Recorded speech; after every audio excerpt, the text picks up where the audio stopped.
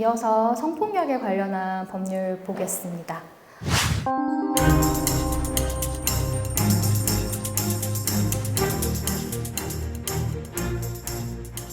대부분 복지시설이나 아까 보니까 지역아동센터 이런 기관에서 근무를 하시던데 매년 한 번씩 성폭력 예방교육, 아동학대 예방교육, 가정폭력 예방교육 다 받으시죠? 네, 그 모든 예방교육들에 대한 근거가 바로 이런 성폭력 특별법 그리고 가정폭력 특별법에 규정이 되어 있습니다. 또 그런 가정폭력 보호시설이라든가 상담소 이런 것들의 설치 근거도 다 이 특별법에 포함이 되어 있습니다. 일단 요즘에 아까 폭력에 이어서 찾아오시는 분들로부터 이렇게 추행이나 뭐 이런 것들이 있어서 고민이 있으신 분들이 많기 때문에 성폭력에 관련한 법률부터 먼저 살펴보고 제가 넘어가겠습니다.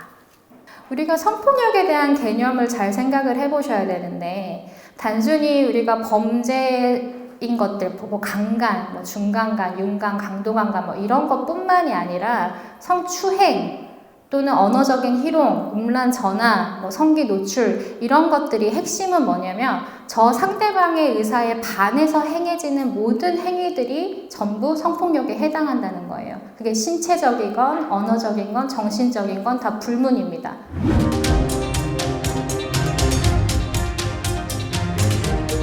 상대방의 의사에 반한다는 것은 명시적인 의사에만 반하는 게 아니라 원치 않거나 거부하는 것을 계속해서 강요하거나 계속하거나 강요하는 거죠. 그러니까 위계에 의해서 어떤 지위에 의해서 저 사람이 거부하지 못할 것을 알고 그것을 이용하는 것도 상대방의 의사에 반하게 되는 거거든요. 핵심은 상대방의 의사에 반한다는 거예요. 어떤 행위가. 유엔의 여성차별철폐위원회라는 곳이 있습니다. 거기서는 성적 폭력 행위를 뭐라고 규정을 하면서 공고를 했냐면 상대가 동의하지 않은 어떤 성적 언해, 상대의 존엄을 침해하는 것, 상대가 원치 않는 신체 품평이나 시선에 대한 대상화, 가벼운 신체 접촉도 상대의 불유쾌함을 유발한다면 그것 자체가 성적 폭력 행위가 될 수 있다라고 했습니다.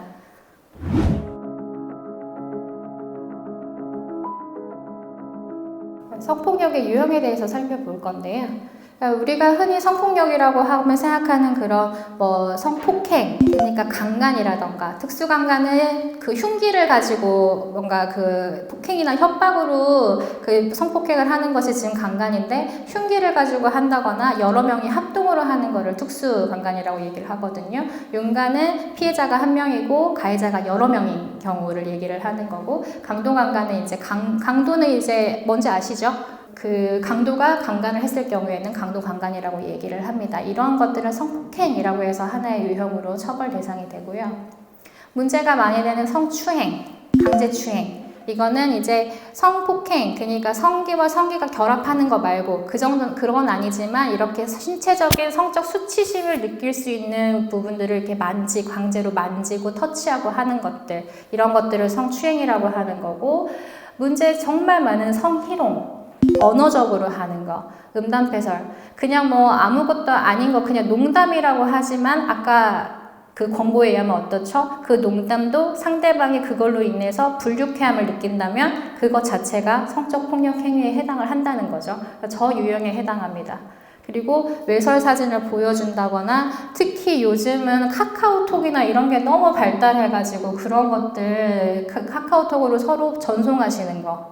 그게 상대방의 의사에 반해서 이루어지면 뭐라고요? 무조건 성적인 폭력 행위에 해당합니다. 요즘은 저 사진 게재 그리고 동영상 이게 디지털이 막 엄청나게 발달을 하니까 이런 문제가 너무 심합니다. 특히 저는 요즘 되게 아이 사진을 그 인스타그램이나 뭐 이런 카카오톡 프로필 사진이나 해놓는 게 사실 조금 겁나기도 해요. 왜냐면 어떤 경우들을 많이 봤냐면 그 사진들을 이렇게 합성해가지고 무슨 그 음란 사진에다가 얼굴을 갖다가 붙여놓거나 내 사진을 올리면 내 얼굴만 이렇게 해가지고 합성을 한다던가 그런 경우들이 너무 많거든요. 근데 그런 케이스들의 통계를 보면 대부분 가해자들이 모르는 사람일 것 같잖아요. 안 그래요? 나를 잘 아는 사람들이 가해자인 경우가 굉장히 많습니다. 그래서 이렇게 사진을 올리는 것도 그렇게 합성을 해가지고 하는 경우도 굉장히 많고, 요즘은 또 동영상 같은 거, 뭐 리벤지 포르노라고 해가지고 뭐 연인 사이들끼리 찍었던 것들을 헤어지고 나서 어딘가에 업로드를 한다던가 이런 문제들이 너무 많습니다. 그래서 그런 디지털 폭력들도 전부 다 성폭력에 해당한다는 거를 이제 인지를 해두시면 되고요. 또 성매매. 성매매는 성폭력이 아니라고 생각하시는 분들 되게 많아요. 아니, 돈 주고 서로 그렇게 했다는데 뭐가 문제야? 라고 생각하시는 분들 생각보다 많거든요. 근데 우리가 인신매매는 불법이라고 생각하시죠. 사람이 사람을 사고 파는 일은 있을 수가 없잖아요. 근데 성을 주고 파는 거는 사람의 신체를 서로 사고 파는 행위인데 그거를 그렇게 문제시하지 않는단 말이죠. 그 잘못된 인식이거든요. 성매매도 성폭력의 유형의 하나에 포함이 됩니다. 이 사진은 미국의 어떤 대학에서 성폭력 피해자들이 성폭력을 당할 때 입고 있었던 의류들을 전시를 한 그 사진입니다. 보시면 되게 평범하죠. 이것뿐만 아니라 군복도 있었고요. 그리고 여자아이들 같은 경우는 되게 그냥 평범한 예쁜 그냥 원피스인 경우도 있었습니다. What were you wearing? 그때 당신은 뭘 입고 있었느냐?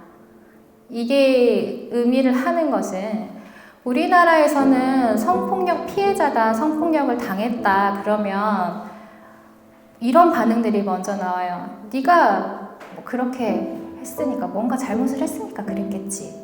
네가 옷을 뭔가 그렇게 입었겠지. 왜 늦게 그렇게 다녀가지고 뭐 너가 먼저 뭐 여지를 줬겠지. 왜 네가 그렇게 했어? 라고 피해자 탓을 하는 경우가 굉장히 많습니다. 요즘 피해자다움을 뭔가 이렇게 상처를 입고 뭔가 이렇게 뭐 사람 만나는 거를 두려워하고 막 그런 걸 강요하잖아요. 피해자다움이라고 요즘 그 용어를 만들어가지고 쓰고 있는데 그런 것들이 워낙 많습니다. 그게 나는 아닐 것 같죠. 근데 저는 제가 이런 일을 하니까 나는 아닐 거야. 나는 그런 생각을 하고 있지 않아 라고 생각을 했는데 이 동영상 유포 관련해서 제가 상담 이런 걸 하면서 저도 모르게 그러니까 그런 걸 왜 찍어가지고 이런 것도 피해자한테 그런 원인을 전가를 하는 거죠. 그거를 그 서로 사랑하는 사이에 동영상을 촬영한 게 잘못된 건 아니죠. 그 촬영 행위가 잘못되진 않았어요. 그것을 상대방의 동의를 얻지 않고 일방적으로 유포해버린 사람이 잘못한 것이지 그걸 유포당한 사람은 피해자지. 근데 벌써 저부터도 그러니까 그런 걸 왜 찍어? 라고 하는 거는 피해자한테 책임을 전가하는 거거든요. 그런 의식을 가지고 있는 한 이 사람의 문제를 절대 적극적으로 해결을 할 수가 없습니다. 그래서 우리가 항상 왜 도둑을 맞았어요. 그래서 저 도둑 맞았어요. 막 절도죄로 막 신고를 했어. 근데 그 신고를 한 이 도둑 맞은 피해자한테 그러니까 왜 그때 집을 비워가지고 왜 뭐 그래가지고 하고 피해자한테 탓하지 않잖아요. 그리고 도둑을 잡으면 그 도둑한테 너 훔쳐간 거 나한테 물어나라고 배상 청구하는 거 당연하게 여기시잖아요. 그쵸? 근데 성폭력 피해자한테는 그런 식으로 왜 네가 그렇게 했어? 라고 할 뿐만 아니라 내가 피해를 입었다고 정신적 위자료를 청구를 하면 꽃뱀이라고 몰아요. 돈 노리고 그렇게 한 것처럼 내가 당연히 피해를 입었기 때문에 배상 청구를 한 것인데 그래서 그런 것들로부터 우리가 인식을 많이 전환을 시키셔야 되고 이게 이런 기관에서 일하는 분들도 중요한 게 뭐냐면 이 직원들이 그런 것들을 당했을 때 그러니까 네가 조심 좀 하지. 너가 그런 거를 조금 안 건드리면 됐잖아. 그냥 피하면 됐잖아 하고 나도 모르게 이 사람한테 전가시키는 경우들이 있습니다. 그러니까 그런 걸 항상 염두에 두셔야지 좀 예민하게 반응을 하셔야지 되는 그런 이제 세상이 됐으니까요. 그런 것들을 한번 생각을 해보시면 좋겠습니다. 이 영상은 파주시와 경기북부 사회복지공동모금회, 파주시 지역사회보장협의체, 웰미디어랩에서 제작하고 있습니다.